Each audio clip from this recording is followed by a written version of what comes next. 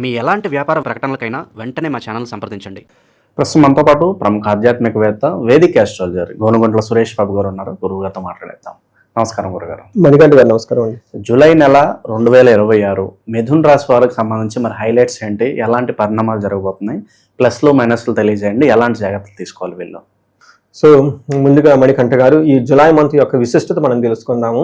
ఎందుకంటే ఆ మాసం ఎంత గొప్పదో తెలుసుకుంటే ఆ మాసంలో ఉన్న రోజు కూడా అంత గొప్పగా ఉంటుంది, మన లైఫ్ కూడా అంత గొప్పగా ఉంటుంది. సో ఆ విధంగా మన ఇండివిజువల్ లైఫ్ నేచర్ నుంచి వ్రతాలకి కాలానికి మన మహర్షులు అలైన్మెంట్ చేశారనమాట. అందుకనే మాసాలు, తిథులు, మోడాలు ఇవన్నీ రకరకాలు పెట్టేశారు. ఇందులో మనం ఫస్ట్ జులై మంత్ చూసుకుంటే చాలా చాలా చేంజెస్ ఉన్నాయండి. ఇందులో ఒకటి, మాసం ఫస్ట్ 15 days నిజ జ్యేష్ఠ మాసం ఉంటుంది 13వ తారీఖు వరకు. 14 నుంచి మనకి ఆషాఢ మాసం స్టార్ట్ అవుతుంది. ఇందులో ఎప్పుడైతే మనకి ఆషాఢ మాసం స్టార్ట్ అయిపోతుందో మనకి దేవీ నవరాత్రులు, గుప్త నవరాత్రులు అని స్టార్ట్ అయిపోతుంటాయి. వారాహి నవరాత్రులు అని అంటూ ఉంటారు. అయితే ఆ తర్వాత మనకి ఏమవుతుందంటే ఇమ్మీడియట్గా మనకి కర్కాటక రాశిలోకి ఎప్పుడైతే ప్రవేశం చేస్తూ ఉన్నాడో మనకి ఏమంటారు, కర్కాటక సంక్రమణ దక్షిణాయనం అంటారు.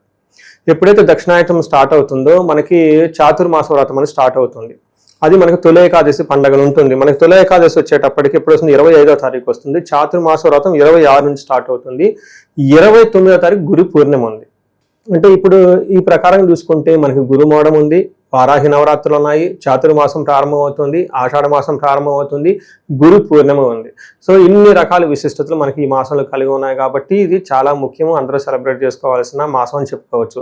మన జ్యోతిష శాస్త్రం ప్రకారంగా గ్రహాలు మారుతూ ఉంటాయి కాబట్టి 3 గ్రహాలు మారుతున్నాయి. జూలై 4వ తారీఖు, 7వ తారీఖు, 16వ తారీఖు. ఇందులో వచ్చేటప్పుడు శుక్రుడు, బుధుడు, సూర్యుడు వరుసగా మారుతూ ఉన్నారు కాబట్టి మనం ఈ 12 రాసుల వారికి టోటల్గా ఎలా ఉండబోతుంది ఏంటనేది దీని గురించి తెలుసుకుందాం. మణికంఠ గారు, ఒక విషయం, వీళ్ళకి ఈ మంత్ కొంచెం మిక్స్డ్గా ఉంటుందండి. మీరు అన్న చూడండి, ప్లస్లు మైనస్లు, నిజంగా ప్లస్లోనే మైనస్లు కూడా ఉన్నాయి. కొంచెం డెసిషన్ తీసుకునే ముందు 1-2 సార్లు ఆలోచన చేసుకోవడం చాలా ముఖ్యం. సో ఎందుకంటే ప్లానెట్స్ యొక్క గ్రహస్థితి వీళ్ళకి మిశ్రమంగా ఉన్నాయి, మిక్స్డ్గా ఉంది అని తెలుసుకోవాలి. ఎక్కడ బాగుంది ఎక్కడ బాగలేదు తెలుసుకొని, బాగున్న చోట ముందుకెళ్ళిపోతే నో ప్రాబ్లం, బాగలేని చోట కొంచెం ఆగి డిలే చేసుకొని కొంచెం ప్లాన్ బి ఆప్షన్ పెట్టుకొని 1-2 సార్లు రివ్యూ చేసుకొని పునరాలోచన చేసుకొని ముందుకెళ్తే బాగుంటుంది. ఇది ఈ మెసేజ్ ఈ మన జూలై మంత్లో. మనం డీటెయిల్స్ చూసుకుంటే ఎక్కడెక్కడ బాగుంటుంది, ఎక్కడెక్కడ సెన్సిటివ్గా ఉందో మనం చూడొచ్చు. వీళ్ళకి 2 స్థానంలో సూర్యుడు ఉండటం వల్ల ధనం విషయంలో అయితే బాగుంటుంది. కుజుడు 12వ స్థానంలో ఉండటం వల్ల కొంచెం వ్యాధుల వల్ల ఇబ్బందులు పడే అవకాశం ఎక్కువగా ఉంటుంది. బుధుడు వల్ల ధనం కోల్పోయే అవకాశం ఉంటుంది. శుక్రుడు వల్ల అగైన్ మిక్స్డ్ అయిన రిజల్ట్ ఉంటుంది. తర్వాత మనస్తాపానికి గురైపోతూ ఉంటారు.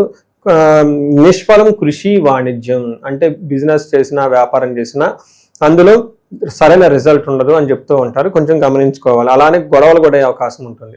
అయితే బుధుడు ఫస్ట్ హౌస్లో ఉండటం అంత మంచిది కాదని, బుధుడు ఫస్ట్ హౌస్లో ఉంటాడు. ఏమవుతుంది, వివాదో దుష్ట సంసర్గో అంటారు. అంటే అనవసరమైన వివాదాలు వీళ్ళే పెట్టుకుంటారు, దుష్టులతో సమాసం పడే అవకాశం ఉందంట.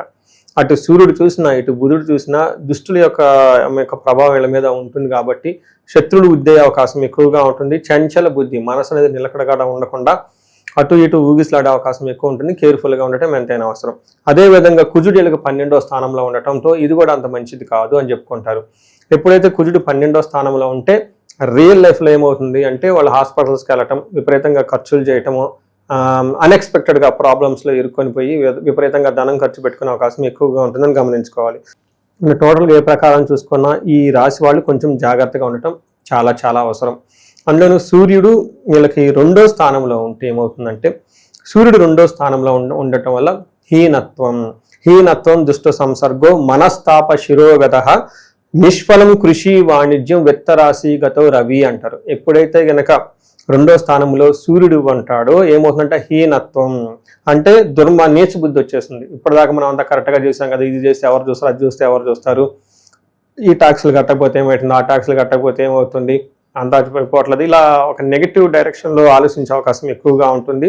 దుష్ట సంసర్గం, దుష్ట బుద్ధి కలిగిన వాళ్ళతో సమాసం చేసే అవకాశం ఎక్కువగా ఉంటుంది. లేదా ఖచ్చితంగా ఈ టైంలో వీళ్ళని చెడగొట్టే వాళ్ళు ఎవరో ఒకళ్ళు వచ్చేసి అదేదో అంటారు చూడండి, మేసే గడిది కూసే గడిది చెడగొట్టినట్లు వీళ్ళేదో పని వాళ్ళ మానని వాళ్ళు చేసుకుంటే ఎవరో వచ్చి ఏదో చెప్పి వీళ్ళని తీసుకొని వెళ్ళిపోయేసి వాళ్ళు చెడిపోయి వీళ్ళని జరగొట్టే అవకాశం ఎక్కువగా ఉంది. కొంచెం జాగ్రత్తగా ఉండటం ఎంతైనా అవసరం.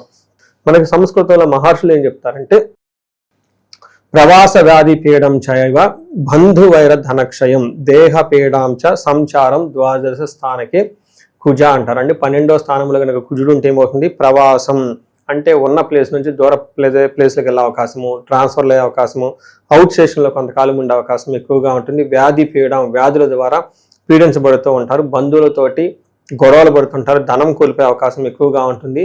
మెయిన్ దేహ పీడం సంచారం, అనవసరంగా వృధా సంచారం చేసే అవకాశం ఎక్కువగా ఉంటుంది.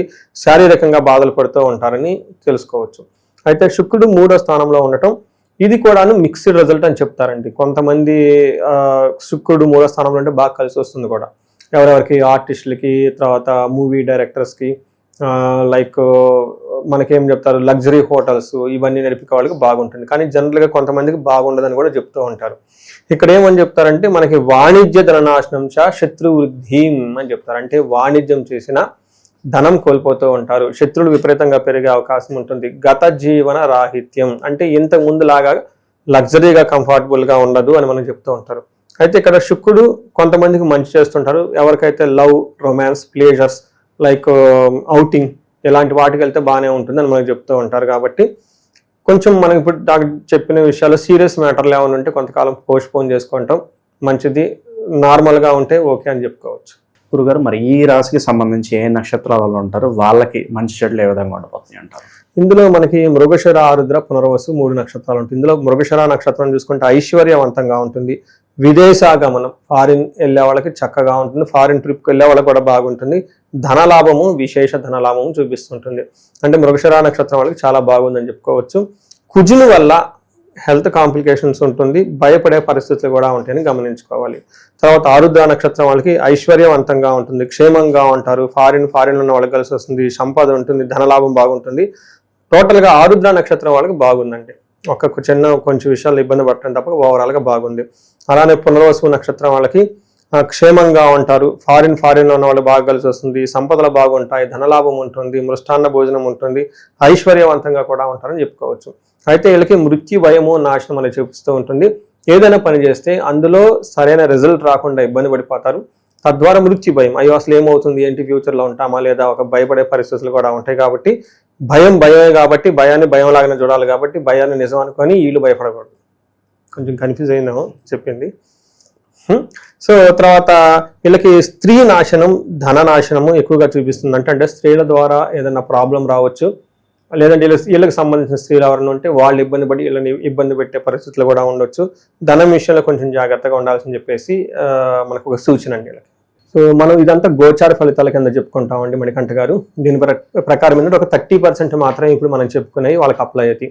అయితే ఇండివిజువల్ జాతకం చూపించుకోవడం చాలా చాలా ముఖ్యం. కొంతమందికి ఎవరికైతే ఏజ్ 40 to 50 years మధ్యలో ఉండేసి, అంటే +or- 40 years, దీన్ని మిడ్ లైఫ్ క్రైసిస్ అంటూ ఉంటారు చాలా మందికి. లేడీస్కి పోస్ట్ మెనోపాజ్ అని, ప్రీ మెనోపాజ్ అని, జెంట్స్ కూడా ఏమంటారంటే కొంచెం హార్మోనల్ చేంజెస్ ఉన్నాయని చెప్తూ ఉంటారు. అంటే సడన్గా ఏమవుతుందంటే వాళ్ళ లైఫ్లో 10 years కెరియర్ గ్రోత్ సక్సెస్ఫుల్గా ఉండి, అకాడమిక్స్ అంతా సక్సెస్ఫుల్గా ఉండి, వాళ్ళ లైఫ్లో ఒక మేనేజర్ లెవెల్లో ఒక ఉన్నతమైన పొజిషన్కి ఆల్రెడీ వచ్చి ఇప్పుడు లైఫ్లో ఒక స్టాగ్నేటెడ్గా ఫీల్ అయి ఉన్నారు, గ్రోత్ లేదు, వ్యాక్యూమ్ వచ్చింది, జాబులు పోయి ఇబ్బందులు పడిపోతున్నారంటే ఒక్కసారి వాళ్ళు సీరియస్గా జాతకం చూపించుకోవడం చాలా చాలా ఇంపార్టెంట్. ఎందుకంటే ఈ టైంలో వాళ్ళకి గ్రహ శాంతులని, లేదంటే గ్రహ దోషాలని, లేదంటే శాపాలని ఉంటాయి అనమాట. ఈ శాపాలు వాళ్ళకి ఎఫెక్ట్ అవుతూ ఉంటాయి అనమాట.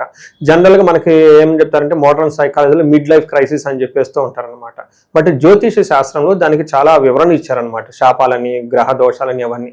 ఒకసారి వాళ్ళ గ్రహాలు ఇండివిజువల్కి జాతకం చూపించుకోవడం చాలా ముఖ్యం.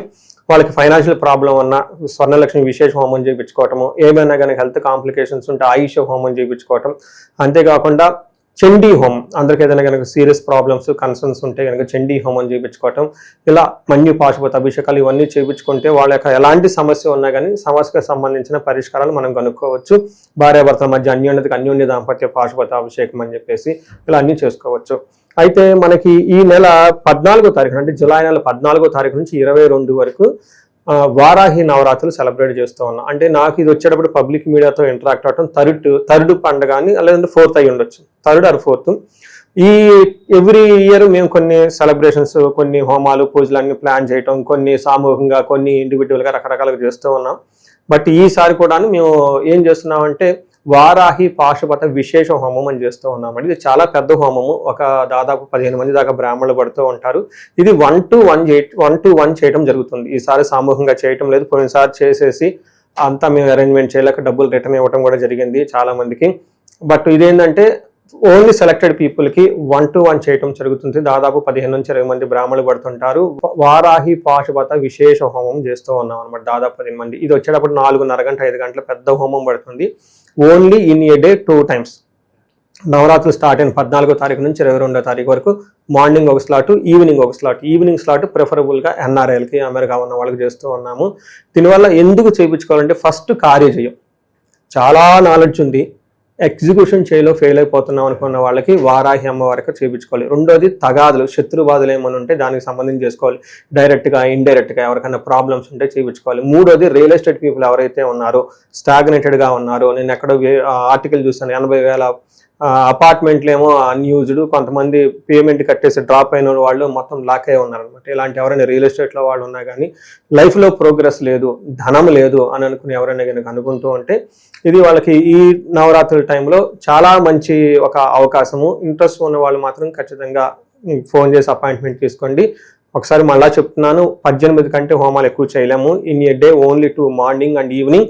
మార్నింగ్ ప్రిఫరబుల్లీ ఇండియన్స్కి, ఈవినింగ్ స్లాట్ ఎన్ఆర్ఎస్కి మేము అరేంజ్మెంట్ చేస్తున్నామండి. దీన్ని సద్వినియోగం చేసుకోవాలని చెప్పేసి నేను కోరుకుంటూ ఉన్నాను. ఇక పరిహారాల విషయానికి వస్తే మరి వీళ్ళు ఎలాంటి పరిహారాలు ఈ మాసంలో విశేషంగా చేసుకుంటే బాగుంటుంది? వీళ్ళకి మహాన్యాసపూర్వక ఏకాదశ రుద్రాభిషేకం చేయించుకోవడం చాలా చాలా ఇంపార్టెంట్ అండి. ఎందుకంటే ఎక్కువగా గ్రహాలకు అనుకూలంగా లేవు. పనులు అందులోనే భయపడే సంఘటనలు, కన్ఫ్యూజన్ అయ్యే పరిస్థితులు ఎక్కువగా ఉంటుంది కాబట్టి రుద్రాభిషేకం చేయించుకోవటం విత్ మహాన్యాసంతో, నమ్మకంతో, చమకంతో టోటల్గా రుద్రాభిషేకం చేయించుకుంటే చాలా బాగుంటుంది. ఇంకా వీళ్ళైతే మన్యు పాశుపత అభిషేకం చేయించుకుంటే చాలా పవర్ఫుల్. ఎందుకు మన్యు అంటే వీళ్ళకి శత్రునాశనం అవటానికి, సంపదలు రావటానికి, కార్యజయానికి ఒక్క అభిషేకం 3టికి రిజల్ట్ ఇస్తూ ఉంటుంది. చాలా పవర్ఫుల్గా కూడా ఉంటుంది. అది చేయించుకోగలిగితే చాలా బాగుంటుంది. నవగ్రహ స్తోత్రం చదువుకొని గుడుల చుట్టూ ఎక్కువగా తిరుగుతూ ఉంటే చాలా బాగుంటుంది. ఇంపార్టెంట్ అయిన డెసిషన్లు తీసుకునే ముందు 1-2 సార్లు ఆల్టర్నేటివ్ ప్లాన్ బి పెట్టుకొని చేస్తే ఇంకా బాగుంటుంది. వీళ్ళకి చెడు పక్కన సర్కిల్ ఉన్నటువంటి బ్యాడ్ కంపెనీని వచ్చేసి వీళ్ళని ఇబ్బంది పెట్టే అవకాశం ఎక్కువగా ఉంటుంది. మనం ఫస్ట్లో కూడా చూసుకున్నాం, సూర్యుడి వల్ల, కుజుని వల్ల. ఇది కొంచెం గమనించుకొని ఎవరెవరు వచ్చిపోతున్నారో, వాళ్ళది అసలు ఏ ఉద్దేశంతో వస్తున్నారు ఏంటి గమనించుకొని, నిజంగా అవసరం అనుకుంటే వాళ్ళతో మాట్లాడి, నిజంగా అవసరం అంటే వాళ్ళతో వెళ్ళండి. అనవసరంగా టైం పాస్ చేసుకొని వాళ్ళు ఏదో చూసి మీకు ఈ హైలీ కాంప్లికేటెడ్ వరల్డ్లో వీళ్ళు అనవసరంగా బాధపడే అవకాశం ఎక్కువగా ఉంటుంది. ఇది గమనించుకుంటే బాగుంటుంది.